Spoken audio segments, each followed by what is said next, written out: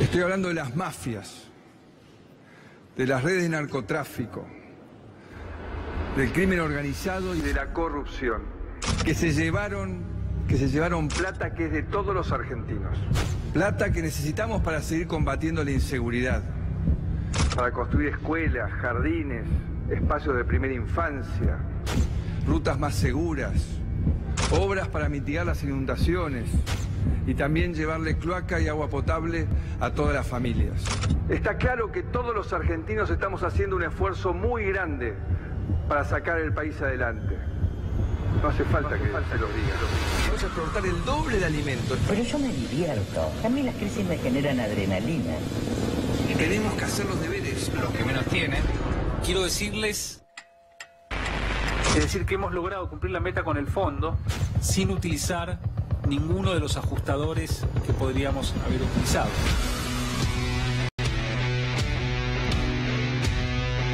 Nuestro único objetivo es trabajar todos los días para que vos vivas un poco mejor. Te propongo pobreza cero en la Argentina.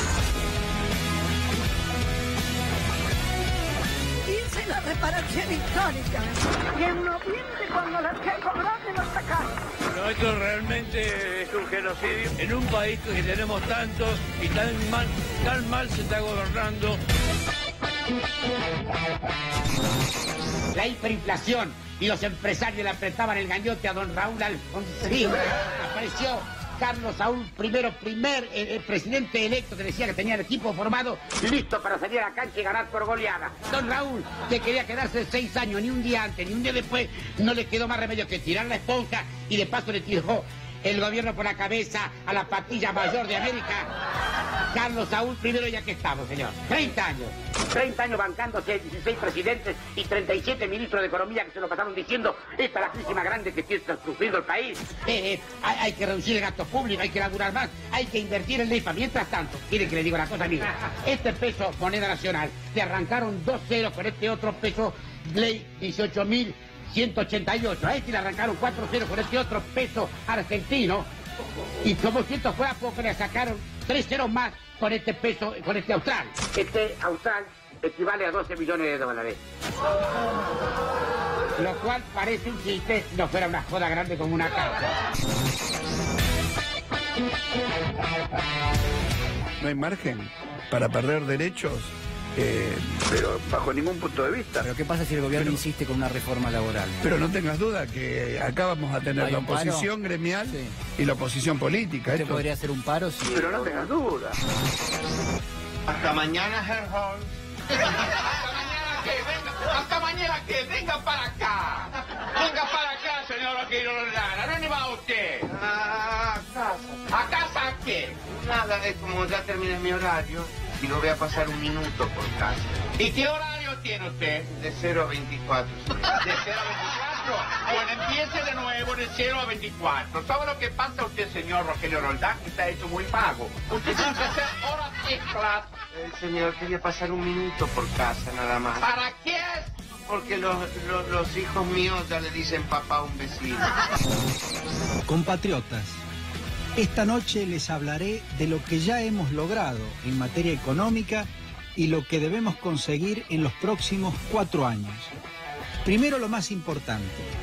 Hemos eliminado el déficit fiscal, que al provocar inflación afectaba especialmente a los más pobres.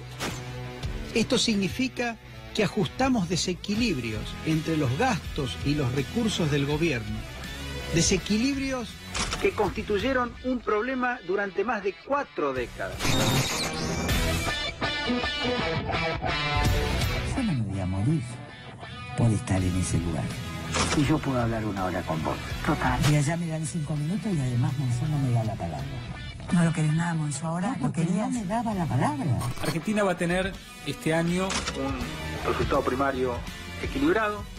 La cuenta de intereses prevista para el año 2019 se sitúa en 3% del PIB, con lo cual nuestro déficit financiero debería situarse en 3%, un déficit de 3%, entonces bajando desde 5,2% del PBI a 3% en el año 2019. De eso se trata el cambio cultural que hemos impulsado en estos 3 años. Un cambio que elegimos los argentinos.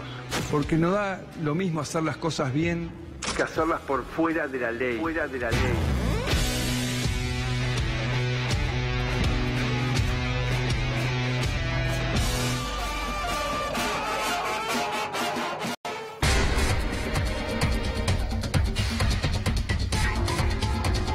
¿Cómo le va? Buenas noches, bienvenido, esto es Recalculando. Allá por el siglo XV hubo un alquimista muy conocido, se llamaba Paracelso.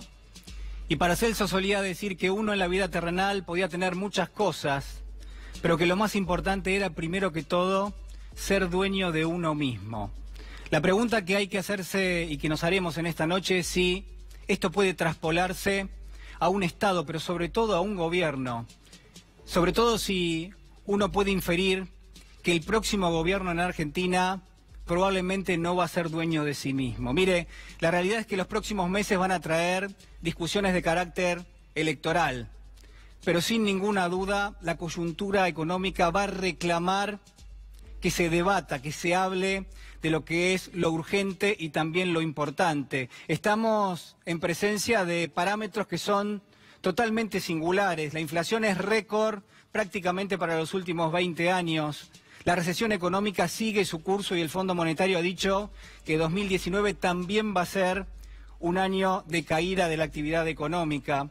Pero sobre todas las cosas, el presupuesto augura que estas dos cuestiones que son centrales, inflación por un lado y recesión económica por otro, van a ser excluyentes, van a sacar gente de la economía y no la van a incluir, porque claro está, el Estado está en retirada y en definitiva va a haber menor cantidad de recursos precisamente para tratar de solventar lo que es una situación social realmente muy compleja. Ahora, la pregunta es ¿cómo ha reaccionado el gobierno? ¿Cómo ve usted que reacciona el gobierno ante un escenario que es prácticamente de anarquía en términos económicos, donde nadie sale, en definitiva, a dar la cara por lo que es un cuadro de situación realmente complejo? Mire, el gobierno sale escapando hacia adelante y lo hace proponiendo lo que son dos agendas de debate que están totalmente ostensibles, que están al alcance de la mano. Una de ellas tiene que ver con la corrupción. Hoy el presidente hizo anuncios en este sentido, pero estamos hablando de la corrupción siempre señalando con el dedo a lo que ha pasado en el gobierno de los Kirchner. Y por otro lado, la agenda también habla de la inseguridad. Ahora, el gobierno no se retira de la discusión económica. Está claro que no acepta que tiene responsabilidad en lo que está pasando en la Argentina, pero sí lo que busca es tratar de influir, tratar de hacer las reformas que comprometió con el Fondo Monetario Internacional. Y claro está que esas lógicas están haciendo totalmente agua. El gobierno ha flexibilizado lo que es la entrada de lo que son las mercancías, ha flexibilizado directamente el comercio, bajo la idea de que eso iba a generar mayor cantidad de exportaciones, algo que no pasó. El gobierno ha prometido y ha cumplido en lo que es, yo le diría, un deterioro enorme de los salarios en la Argentina en los últimos años, bajo la idea de que eso iba a generar mayor cantidad de puestos de trabajo, y eso es algo que tampoco pasó. La devaluación era una promesa para generar mayor competitividad y, sin embargo, la devaluación fue, en definitiva, una fábrica de pobreza. La baja de los impuestos, el perdón de los impuestos a algunos grupos empresarios, se suponía que iba a generar mayor cúmulo de inversiones y, sin embargo, esas inversiones no terminaron nunca de llegar. En definitiva, lo que quiero proponerle esta noche es que esa carga, esa densidad ideológica que el gobierno ha trasplantado al mundo económico, bueno, muy probablemente a partir de ahora también vamos a presenciar intentos para que sea traspolado no solo a lo cultural, no solo a lo social, sino también a lo político. Y para todo eso hay un elemento que es central en cualquier gobierno que implemente las políticas que ha implementado Cambiemos, y esto es la deuda. La deuda pública, la deuda externa, es el elemento que le permite al gobierno llevar a cabo lo que es este salto que va de la economía y que pasa a lo social y que pasa también, en definitiva, a lo político. Y si no, repase conmigo, cuando la deuda se introduce en las economías,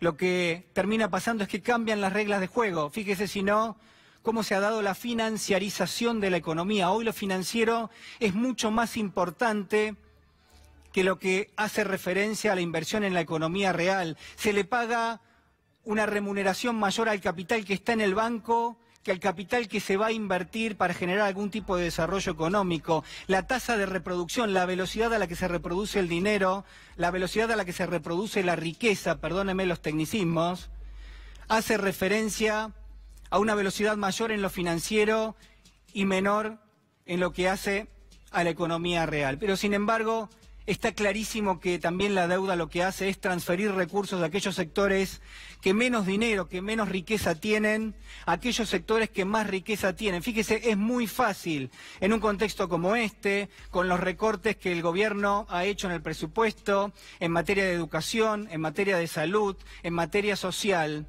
Está claro que hay un repliegue del Estado, que va a haber menos recursos puestos para asistir a aquellos que más lo necesitan. El Estado siempre está o debería estar respaldando a aquellos que más lo necesitan. Y sin embargo, esos recursos no se van a ahorrar.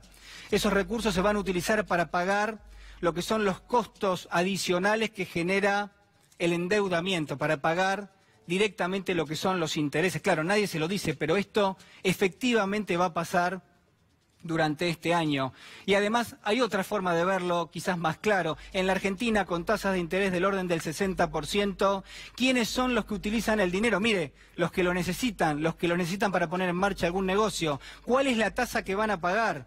Bueno, por encima del 60%. ¿A quién le van a pagar esa tasa? Al banco, pero claro está, el banco toma dinero de aquellos a los que les sobran los recursos. Fíjese cómo se ve fácil la transferencia de riqueza de aquel que necesita plata y que va a tomar un préstamo, a aquel que en definitiva no necesita ese dinero y la tiene depositada en un banco y va a cobrar una exorbitante tasa de interés. En definitiva, lo que quiero marcarle es que no solamente en materia económica el gobierno ha implementado y ha depositado lo que es su carga ideológica, sino que además, y me parece que acá es donde hay que plantar el debate, en términos políticos, el próximo gobierno va a tener un margen mucho menor. En términos políticos, el próximo gobierno va a ser menos autónomo, va a tener menos soberanía, va a poder tomar menos definiciones porque va a tener que consultarlo todo con el Fondo Monetario Internacional. Mire, los vencimientos que vienen en los próximos 4 años son superiores a los 150.000 millones de dólares. Eso es lo que hay que pagar en los próximos 4 años. ¿Podrá hacerlo el próximo gobierno? Ya le digo que no. Ya le digo que va a haber que reestructurar la deuda. ¿Quiénes son los garantes de esa reestructuración? Los señores del Fondo Monetario Internacional. ¿Cómo va a definir el fondo si la Argentina va a poder reestructurar su deuda? Bueno, obviamente sentados en una mesa y negociando con el gobierno. Mire, los próximos cambios van a ser una muestra más de la profundización de este modelo y el costo social va a ser enorme. Va a haber mayor pobreza, mayor indigencia, mayor desigualdad y menor inclusión. Está claro que esto es una emergencia, una urgencia para este gobierno, para los próximos meses, pero sobre todo va a ser un desafío para el gobierno que viene. Pero ¿sabe qué? El desafío más importante, sin ninguna duda, va a ser recuperar lo que es la soberanía política. Sin soberanía política no hay desarrollo y no hay inclusión social. Y sin desarrollo y sin inclusión social, la Argentina va a seguir como hasta ahora, hipotecada. Acompáñeme porque ya está con nosotros Facundo Moyano, diputado, dirigente. ¿Cómo estás? ¿Cómo estás? ¿Qué tal, Facundo? Gracias por estar con nosotros. Bueno, yo hacía un planteo a propósito de lo que es la deuda. Hoy la agenda quizás va para otro lado y en un minuto nada más te voy a preguntar por lo que ha anunciado el presidente de la Nación, pero ¿cómo ves a esta Argentina que en definitiva se ha subido una especie de ciclo de endeudamiento que por ahora al menos no tiene un fin, ¿no? Bueno, la verdad es que no veo la Argentina con posibilidades de salir de este laberinto en el que se ha metido, por lo menos con este gobierno. Yo siempre soy de la idea de generar expectativas, sí, esperanza, porque creo que como jóvenes en la política lo tenemos que hacer y aparte tenemos el entusiasmo y sabemos que la Argentina y los argentinos siempre han tenido esa visión y esa capacidad de salir adelante en el medio de las crisis. La realidad es que salir para adelante significa no optar nuevamente por la alternativa del gobierno. Para eso nosotros tenemos y estamos trabajando, sí, por una alternativa diferente, la posibilidad de un proyecto de gobierno con toda la oposición. Creo que es caer en soberbia y en chiquitaje decir queremos la unidad de la oposición pero sin el kirchnerismo, siendo el espacio más representativo de la oposición. Por lo tanto, queremos trabajar con el kirchnerismo para poder construir una oposición competitiva y con ejes claros. No regalándole banderas al gobierno, como la de la transparencia, como la de la seguridad y por supuesto con un proyecto económico superador. Y sabiendo que para tener un proyecto con expectativas de un buen gobierno, no solamente tenemos que plantear una alternativa superadora al gobierno, sino un proyecto superador a lo que fue el peronismo kirchnerismo anteriormente, ¿no? Ayer lo decíamos discutiendo con gente de Cambiemos. Nosotros no tenemos la idea de superar a Cambiemos porque presentar un proyecto superador en términos económicos de Cambiemos, que no tiene una variable económica positiva en sus 3 años de gestión, es fácil. Lo que nosotros tenemos que hacer es decir, vamos a ser mejores de lo que fuimos antes nosotros. Ese es el gran desafío.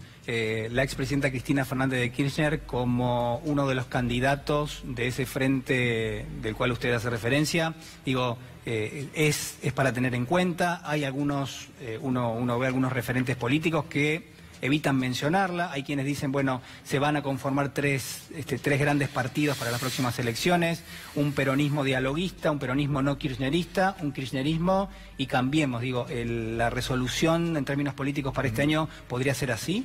El que no quiera mencionar a Cristina está pecando de soberbia o de idiotez.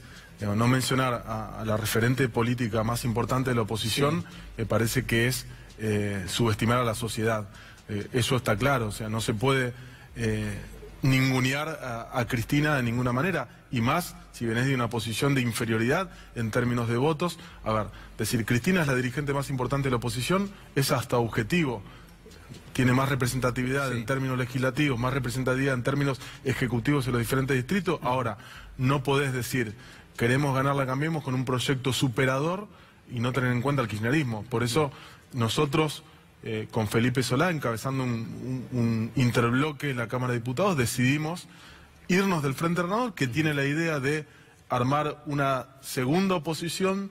Nosotros entendemos que eso es ser funcional al gobierno, es ser funcional a Cambiemos, es parte de una estrategia de Cambiemos. Decimos, acá hay que construir una oposición, tratar de resolver las diferencias que se puedan llegar a tener, que yo creo que ante la necesidad de tener un proyecto que le gane a Cambiemos, las diferencias pasan a segundo plano. Tratar de resolverlas o dejarlas en un segundo o tercer plano. Y después trabajar para que se dé esa unidad.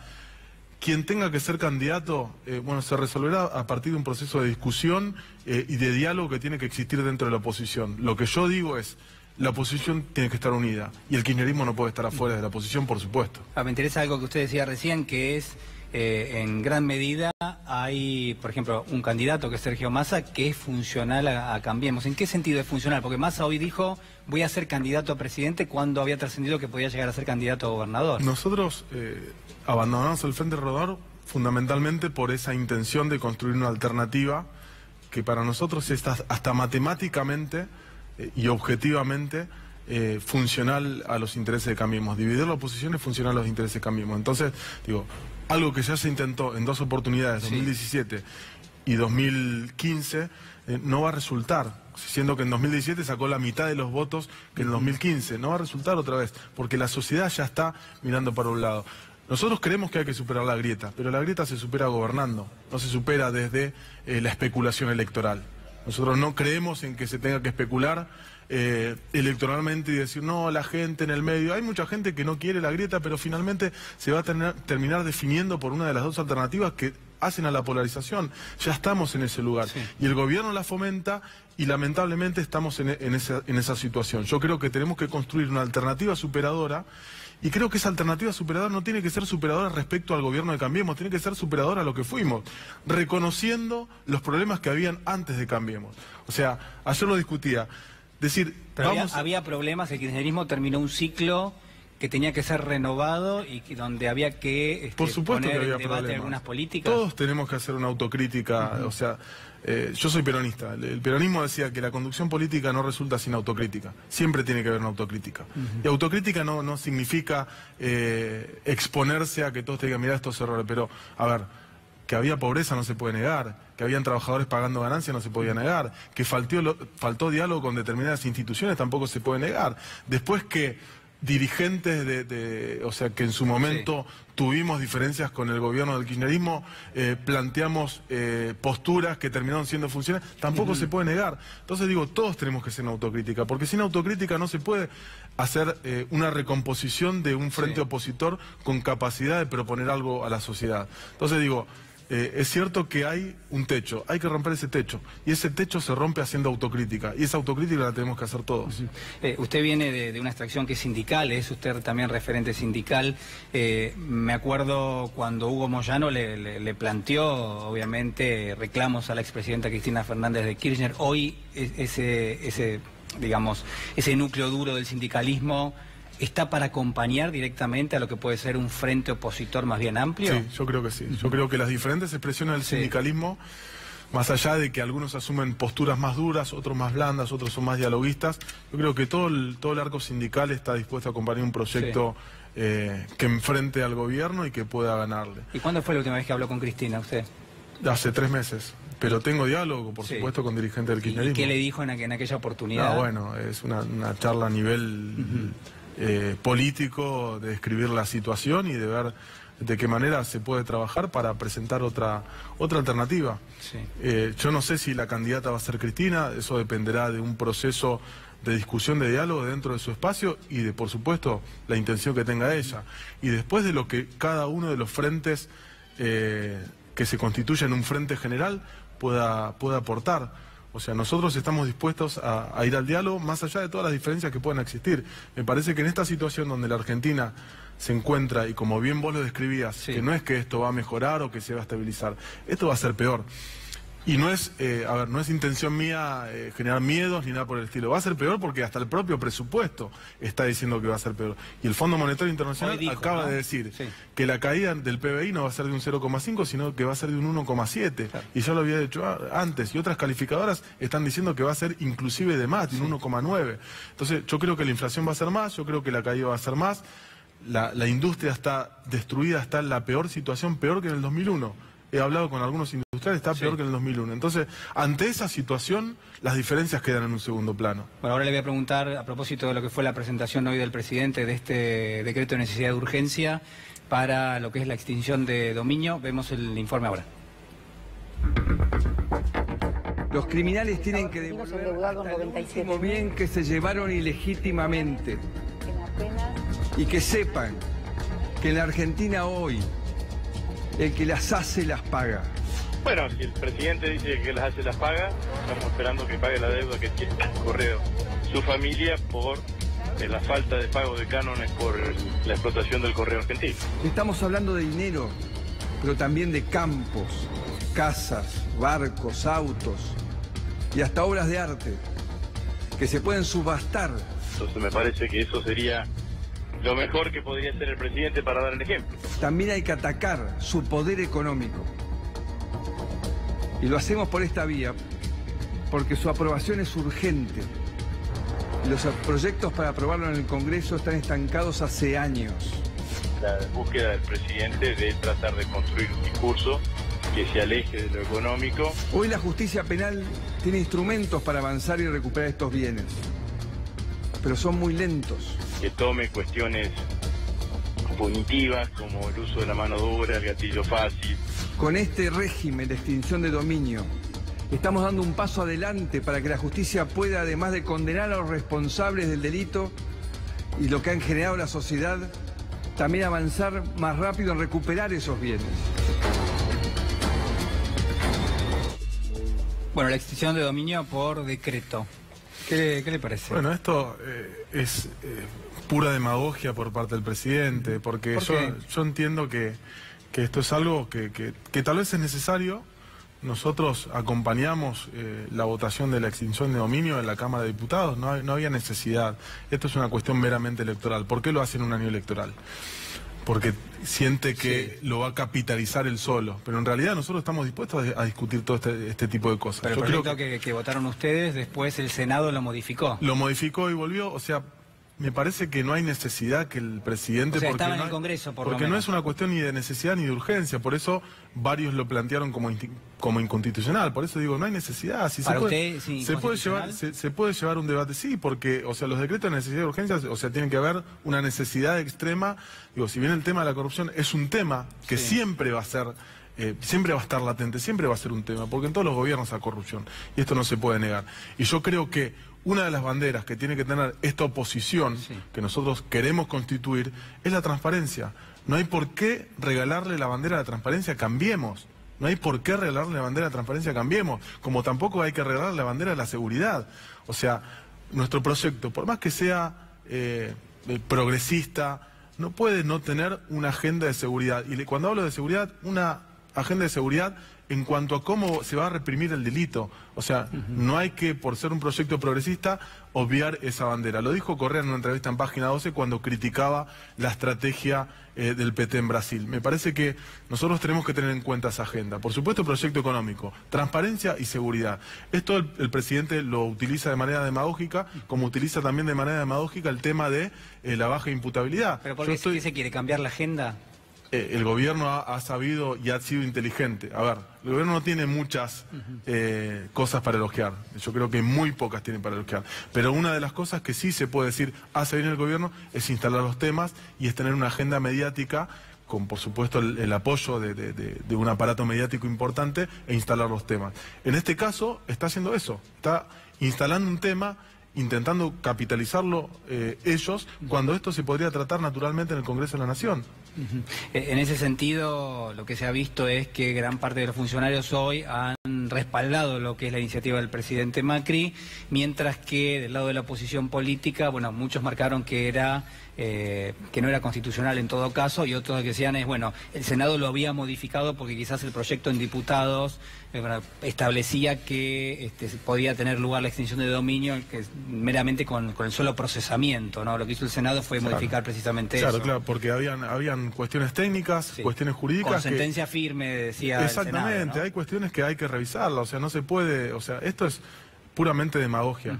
Es demagogia real, o sea, nosotros, o sea, nadie puede estar en desacuerdo que cuando un corrupto que está comprobado por la justicia que es un corrupto pague con sus bienes. O sea, me parece que así presentado de esta manera nadie puede estar en desacuerdo. Ahora, si el presidente, habiendo ya un proceso político dentro del Congreso de la Nación, saca un decreto de necesidad de urgencia en enero, en un año electoral, bueno, es evidente cuál es la intencionalidad. ¿Cómo imagina los próximos meses en materia política? Hay referentes de la oposición política que ya han dicho que van a ser candidatos, el caso de Pichetto por un lado. ¿Qué pasa con Roberto Lavagna? Yo creo que Roberto Lavagna es un dirigente político valioso, es un economista valioso. ¿Es funcional para el gobierno? Yo creo que hay que ver en qué termina. Hasta ahora él no ha manifestado nada. Son especulaciones que hacen desde diferentes lugares, con diferentes intenciones, con diferentes intereses, pero no ha dicho nada Roberto Lavagna. Creo que es alguien muy valioso y sería más valioso si apunta a la unidad de la oposición y a ser parte de ese proyecto que, como dije antes, no solamente tenga como objetivo superar en términos políticos y económicos al proyecto de Cambiemos, sino a lo que se hizo antes en la Argentina. ¿El gobierno persigue a los sindicatos? ¿En algún momento ha perseguido a su padre, Hugo Moyano? Yo creo que el gobierno utiliza, ante el evidente fracaso económico y la falta de logros políticos de gobierno, siempre busca polemizar o digamos, enfrentarse a algún actor político o gremial para tapar la realidad, la difícil realidad que están pasando la mayoría de los argentinos. El sindicalismo es un blanco fácil para eso, porque, bueno, sabemos que tal vez es rentable a corto plazo enfrentarse con una institución que en algunos casos está cuestionada por parte de la sociedad. Facundo Moyano, muchísimas gracias. Muchas gracias a vos. Ha sido muy amable. Esto decía hace apenas algunos minutos el ex jefe de gabinete, Alberto Fernández, sobre el decreto anunciado hoy por el presidente Macri. Si el presidente quiere que los argentinos recuperemos la plata robada, que le pida a su hermano que blanqueó 600 millones de pesos, que fue plata que le robaron al Estado en evasión impositiva, que lo devuelva rápido. Si en verdad le preocupa eso, podría empezar por casa. Pero en verdad al presidente no le preocupa eso. Eso es toda una gran mentira. O el correo, ¿no? O el canon del correo. O el correo, que le pague. Claro, yo siempre digo lo mismo, ¿no? Si el presidente le pide a su papá que le pague lo que le debe al Estado argentino y que le robó al Estado argentino, los jubilados no hubieran el año pasado tenido que soportar que le saquen una suma similar a la que el padre debe del ANSES, para él poder cubrir el déficit fiscal que tiene. Pero Macri miente. La verdad es que ha mentido desde el primer día y acá también está mintiendo. El problema que tenemos es que es demasiado desvergonzado esto.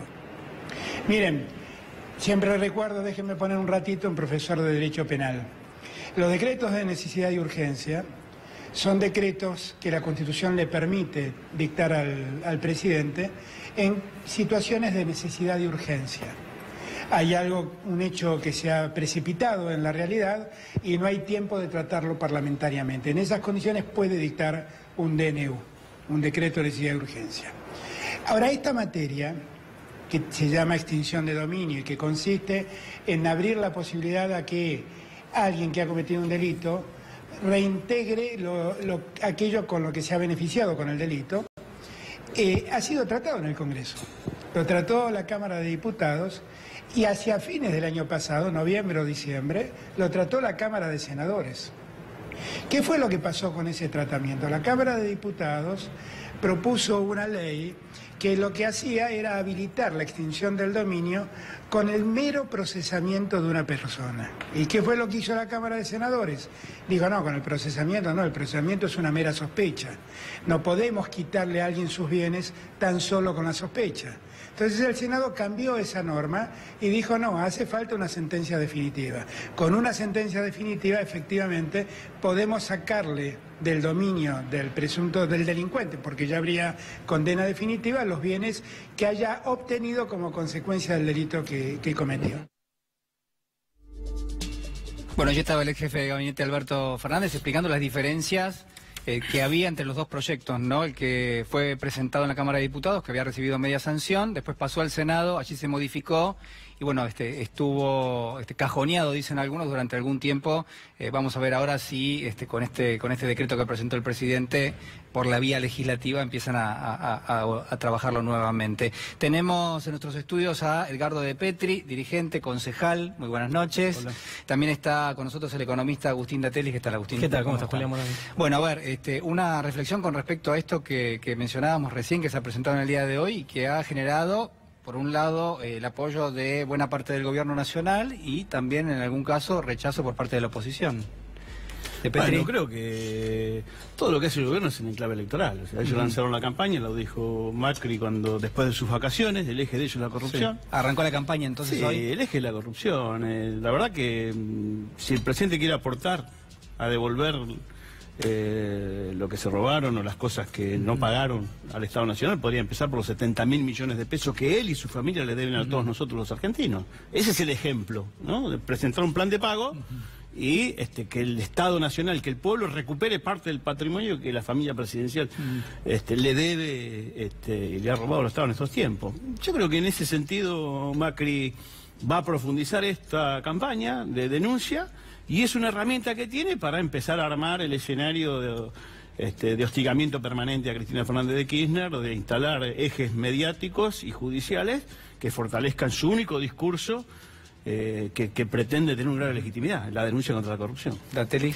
No, claramente, comparto esa idea, me parece que es una estrategia completamente electoral, digamos. Parece que, más allá de las cuestiones técnicas que se me escapan, no soy un especialista en la materia, de que sea por decreto, creo que debería pasar por el Congreso de la Nación, pero además interpreto que, dada la situación económica que atraviesa la Argentina, el desastre de estos últimos 3 años, la proyección de lo que va a ser la economía este año, ahora un rato vamos a hablar de eso, pero digo que no tiene ninguna viso de que esto vaya a revertirse, vaya a cambiar, me parece que la estrategia completamente electoral es instalar otra agenda. Bueno, parte de esa agenda va a ser el tema de la corrupción y esto de hoy responde a esa situación. Claro, claramente. Digamos, uno reflexiona en que en definitiva probablemente el gobierno está apostando a que esa discusión, esa agenda, bueno, le habla a su votante, ¿no? Le habla a aquel que lo acompañó en algún momento, quizás ahora tenía algunas dudas.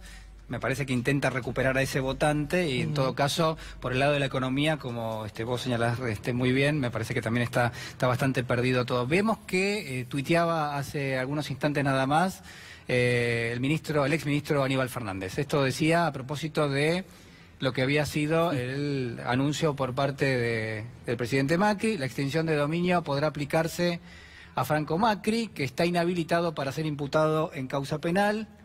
¿Qué huevos, presidente? Dice, no vaya a ser que sus hermanos pidan la inconstitucionalidad del DNU. Bueno, distintas repercusiones, ¿no?, que terminó generando. Sí, mientras tanto, en Lanús, la ex Nidera, COF, una empresa multinacional, ahora manejada por los chinos, acá despidió 195, casi 200 trabajadores, y hay 250, 300 trabajadores más indirectos, ¿no?, que perdemos en el distrito de Lanús. Y los chinos quieren la semilla y quieren el poroto de soja, pero no quieren industrializar en la Argentina, digamos, ¿no? Y la verdad que ese es el desafío del gobierno, cambiar el eje de la discusión de los graves problemas económicos, salarios que... ¿Cuál es a ver, un solo dato que plantee el gobierno que aliente la producción? O sea, hay un gran negocio financiero, bueno, yo leí estos días, ¿no?, el tema de las LELIC, o sea, 40.000 millones de pesos de intereses por mes, un robo a mano armada. Entonces, me parece que el gobierno cambia el eje de discusión, no quiere hablar de trabajo, no quiere hablar de producción, porque son todos negativos los pronósticos, las caídas del salario, las jubilaciones, de las pensiones, y hay un acuerdo con el fondo que va a profundizar el ajuste, la recesión, la pobreza y la miseria, y por eso van a instalar este tema. El gobierno, insisto, va a plantear el eje en la campaña de denuncia de la corrupción, porque evidentemente no tiene ninguna buena noticia para darles a los argentinos en esta coyuntura y en este año electoral que se viene. No, para agregar, digo, fíjate lo claro de este panorama y incluso consciente desde tanto el gobierno, que elude hablar de economía a cualquier precio, como del propio Fondo Monetario, que esta tarde en un informe que publicó proyecta que la Argentina este año 2019 va a tener una caída del Producto Bruto de 1.7, que además, como sabemos quienes seguimos estas cosas, el Fondo Monetario siempre va corrigiendo y arranca con proyecciones optimistas y después va corrigiendo para abajo, con lo cual la economía argentina este año 2019 puede estar cayendo alrededor de un 2.5 o hasta 3 puntos del producto. Vamos a ir mostrando los indicadores mientras... Viniendo de un año 2018 también con una recesión que todavía no está cerrado el número, pero que probablemente supere los 2 puntos. Entonces, una economía completamente en recesión, con indicadores industriales, si te metes en algunos sectores específicos como el textil y algunos otros, viviendo situaciones realmente dramáticas, con una inflación imposible de contener, venimos de tener el registro más alto de los últimos 27 años, destrucción de empleo, digamos. Entonces, frente a eso, un gobierno, y dicho por el propio presidente en los últimos días, que dice, vamos a profundizar el rumbo, vamos a profundizar el camino, creemos que no hay otra alternativa, que el camino es este, estamos convencidos de esto. Bueno, lo que te está diciendo es, el panorama económico va a seguir por este camino, seguirá concentrando ingresos en un sector poderoso, muy pequeño en términos de cantidad de la economía, y transfiriendo esos recursos desde el resto del pueblo argentino a quien se le carga todo el costo. Bueno, esta es la situación que vamos a transitar, por eso la intención de poner otra agenda y estos temas. Ahora, los números son muy impresionantes porque es el propio Fondo Monetario el que lo que dice es, señores, este año la economía va a caer 1,7% y el año próximo 2,7% también. Increíble, ¿no? Porque tan parte sabemos que el Fondo Monetario siempre es suave a la hora de hacer los pronósticos. Va corrigiendo para abajo. Va a corregir. Es que mira, si uno quisiera resumir este año en materia económica, yo creo que hay dos escenarios. Viste que los economistas siempre manejamos más de uno y le pones alguna probabilidad. Creo que hay un escenario que es malo, con una alta probabilidad, y otro escenario también probable que es peor. Digamos, no hay ninguna alternativa que te marque que vaya a tener una perspectiva positiva, que la economía recupere el camino del crecimiento. El malo es el que ya está blanqueando el propio Fondo Monetario. Una economía en recesión, lo cual implica pérdida de empleo, aumento de la pobreza, etcétera, con una inflación muy alta, que producto de la recesión probablemente sea más baja que la del año pasado, pero que puede estar en torno a 35 puntos, que igual sigue siendo altísima, pérdida por adquisitivo de los salarios, etcétera. Y el escenario peor es aquel escenario donde al gobierno se le puede complicar seguir sosteniendo de manera artificial, como lo viene haciendo hasta ahora, la estabilidad en el frente financiero. Claro. Esta situación de un tipo de cambio controlado artificialmente por altas tasas de interés, tratando de contener expectativas, riesgo país tratando de contener. ¿Por qué? Porque el mercado financiero sabe perfectamente algo que vos marcabas en la apertura, que es que a partir del año que viene la situación financiera de Argentina es imposible. Es imposible de enfrentar, no se va a poder cumplir con el programa financiero.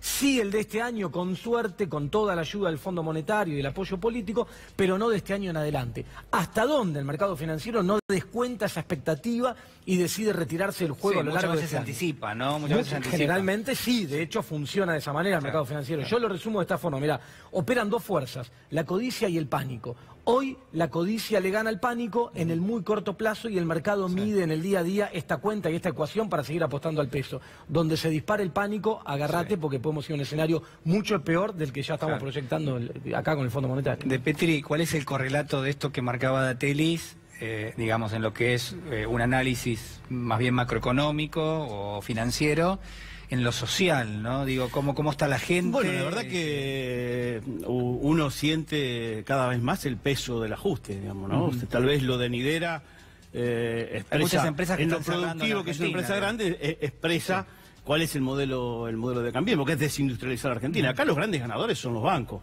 ¿no? El sector financiero son los grandes ganadores del modelo, los grupos vinculados a las empresas de los servicios privatizados. Ahí están todos los negocios del macrismo, aparte. Están los amigos y los negocios del macrismo. Está Mindri, está Caputo, está Lewy, ¿no? El tarifazo a la luz, al agua, al gas, a las naftas. También es una transferencia de riqueza a los amigos del macrismo. Bueno, son todos los contratos que están prácticamente dolarizados. Bueno, ¿no? El resto no de la economía, acá los ganadores son los sectores exportadores. Me parece que hay una... Y el Fondo Monetario Internacional, por supuesto. ¿Pero qué pasa con la gente? Bueno, ¿Qué pasa yo con creo que las familias? en ese sentido la sociedad cada vez está más consciente de lo que pasa. Yo creo que por arriba se discuten blindajes mediáticos, se promueven encuestas electorales de supuestos triunfos del gobierno, pero abajo la gente cada vez le alcanza menos para llegar a fin de mes. Hay comerciantes que han reducido notablemente su capacidad de ganancias porque le han aumentado la tarifa, el tarifazo es impagable, los alquileres tienen un peso enorme y aparte hay una recesión porque la gente al caer el salario, digamos, a ver, 24.000 pesos hay que ganar para no estar por debajo ni de la pobreza.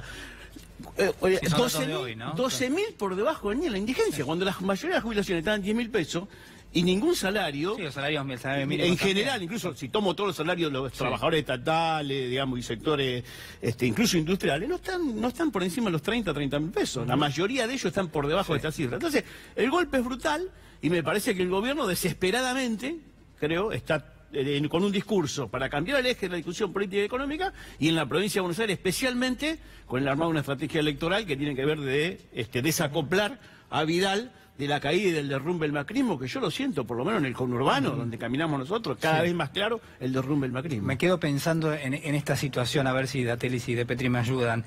Hay en la Argentina pequeños y medianos empresarios, pequeños y medianos comerciantes, son el grueso de lo que es el mercado de empleo, que han hecho sacrificios y que en todo caso me parece que en gran medida han tratado de llegar a un determinado puerto. Este puerto puede llegar a ser diciembre de este año, noviembre de este año, a ver si cambia algo. Han hecho un esfuerzo, de todo caso, han recortado la posibilidad de que su negocio sea rentable, se han sostenido como pudieron, quizás evitaron despedir a alguien porque le tienen aprecio, porque de alguna manera quisieron sostener esa fuente de trabajo.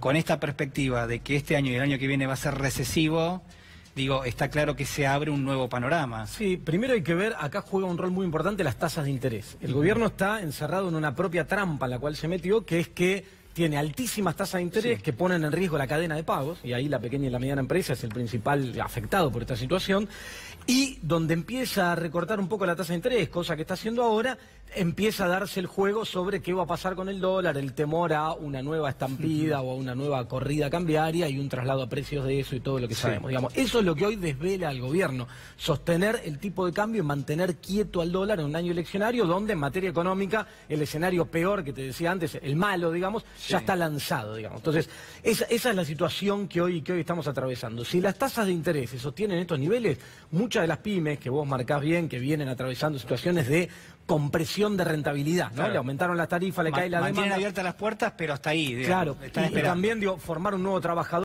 tiene un costo muy alto, entonces vienen resistiendo. Ahora, con estas tasas de interés, ¿cuánto tiempo más van a poder resistir? Muchas quizás no lleguen a fin de año y sigan cayendo y sigan cerrando como viene pasando el último tiempo. Ahora, Agustín, hoy escuché a los empresarios de Cejera que dice que en estos 3 años cerraron más de 10.000 empresas. Digamos, estamos hablando del sector que está pagando el ajuste.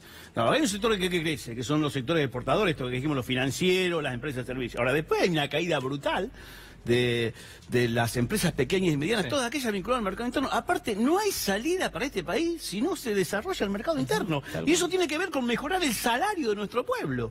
Tiene que ver con que si la paritaria cierra 30 y la inflación es del 47... Bueno, yo creo que... ahí está claro cuál es la distribución del ingreso. Hay un ajuste en interno. términos reales del salario terrible. Aparte, Y la Argentina es mercado interno. La Argentina no es... Acá fracasó el modelo macrista del modelo de oferta, de la oferta en vez de la demanda. Sí. La inversión, de fomentar la oferta en lugar de fomentar la demanda. Fomentar la oferta en vez de la demanda. Y la caída del ingreso de los trabajadores, de los jubilados, de los pensionados, de los pequeños comerciantes, de los profesionales, los que hacen actividad liberal. Esa caída es la que produce la recesión. Y hoy hay caída por recesión, no solamente por problema del mercado, sino por una recesión brutal que no pueden soportar por los costos cada vez más altos que tienen las empresas. Y la economía ingresando de esta forma a un círculo vicioso que es muy difícil de romper. Y además, fíjate lo que marcaba, digo, cuando nosotros hablamos de inflación, 47,6%, el dato de 2018, es el promedio. Cuando vos mirás adentro qué pasa con los diferentes capítulos, se le llama, del índice de precios, te encontrás con que los que tuvieron variación por encima del promedio son alimentos y bebidas, transporte que estuvo en 66%, gastos del hogar arriba de 50%. ¿Qué quiero decir con esto? Que los rubros que mayor peso tienen en la canasta de consumo de los sectores de menores ingresos crecieron por encima del promedio al cual crece la inflación, con lo cual la situación en términos de poder adquisitivo es mucho más grave que la que describimos cuando hablamos de la inflación promedio. Esta es una situación muy compleja. Ahora, ¿cómo se revierte esto? Claramente fortaleciendo el mercado interno, no hay duda. Yo creo que cuando la situación económica enfrenta una crisis de tal magnitud, la salida es política. Por eso este año es clave. Y creo que fortalecer el mercado interno es la primera cuestión que hay que poner en el centro de la escena. Después habrá que plantear reestructuración de deuda y muchas cosas más. Ahora, habrá que lograr, y creo que nadie va a poder eludir esta situación, lograr una concertación económica, social, con los principales sectores que representan a la economía para tratar de reencauzar esto y trabajar primero, antes que nada, en fortalecer el mercado interno. Si no, no lográs cortar este círculo vicioso y la situación se va a tornar mucho más dramática de lo que ya es y venimos sufriendo los últimos años, indudablemente. No, digo que eso también se nota cuando uno va a las salitas del barrio y no tiene los medicamentos, no hay médicos, no hay ni insulina a veces para temas tan urgentes y tan importantes. O las inundaciones, o el antivirus ahora que parece que no hay responsable, no hay campaña, no hay trabajos de prevención. Ahora viene el tema del mosquito, ¿no? Con el tema del dengue. Me parece que no cerrar la paritaria docente en el sector de la educación. ¿Por qué el gobierno no cierra la paritaria pues docente? Yo creo que hay una voluntad del gobierno, primero de achicamiento salarial. O sea, acá vinieron a reducir los salarios. Digamos, ¿no? O sea, de hecho, la devaluación, el impacto que tuvo es una baja brutal de las jubilaciones. Mire, en Lanús hay 100.000 jubilados. La nueva reforma previsional, la más llamada reforma, pero la nueva tabla para actualizar los saberes jubilatorios, hace que cada jubilado en el país haya perdido un ingreso por año. Un ingreso promedio por año de 8.000 a 12.000 pesos, a 15.000 pesos, son... En 100.000 jubilados en Lanús son 1.500 millones de pesos que no le entran a la ciudad de Lanús.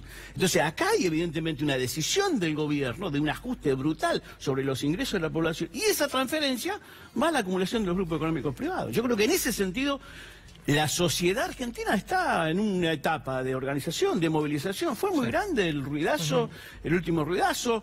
El movimiento obrero se prepara para seguir enfrentando al gobierno en la defensa de las paritarias y los salarios, y me parece que la sociedad va a castigar duramente este modelo. Va a castigar al además, te opera en todo esto la restricción autoimpuesta por el gobierno de la deuda.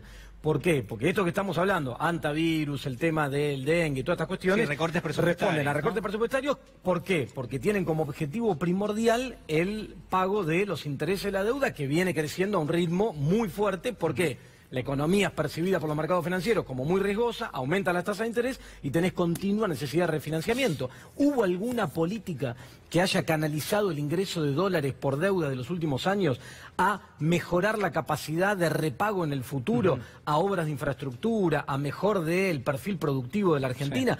Nada de eso ocurrió. Los dólares salieron por una puerta giratoria. Hace un rato, hoy, el Banco Central comunicó la fuga de capitales del año 2018.